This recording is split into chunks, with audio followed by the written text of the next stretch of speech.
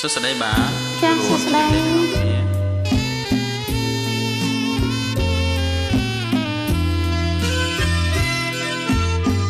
ចិនបងសពថ្ងៃដែលស្រឡាញ់អូ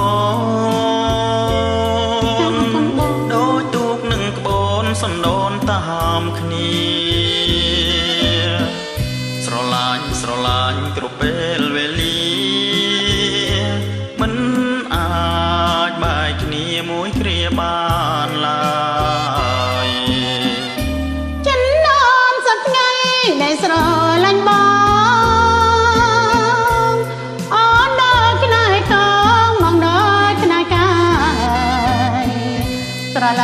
ស្រឡាញ់បងអិនស្មាយក្លែងមិនបានឡើយក្នុងមួយជាតិនេះយើងធ្លាប់កំសត់កំរនឹងគ្នាលោកผ่านមកស្ទីមិនដាច់ប្រទេរឿងយើងកំសត់ជាងគេទាំងអស់បងសែនស្រណោមួយជីវិតមានតែមកមួយជួយឲ្យអូនរងយល់រឿងគេស្មួយល់កាប៉ិនបងស្រឡាញ់ណាស់ហើយសែនអាណិតអូមួយជីវិតពិតស្នេហ៍តែបើ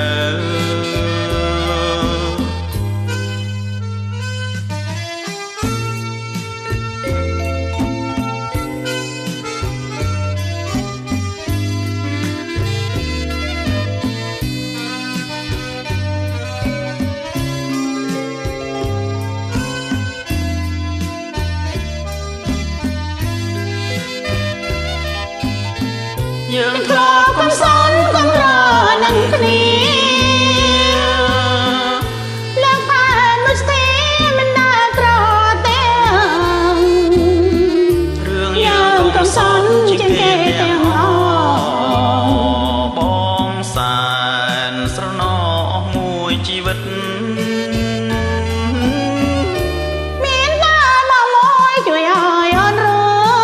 ងរឿងគេឈ្មោះយល់កាប៉ិន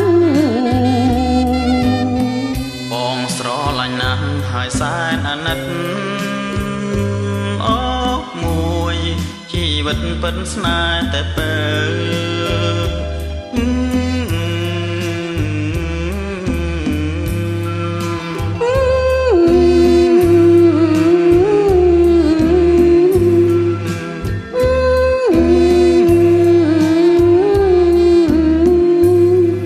ចាក់កន្ថំថំគួមគួរសំភ័យតោផង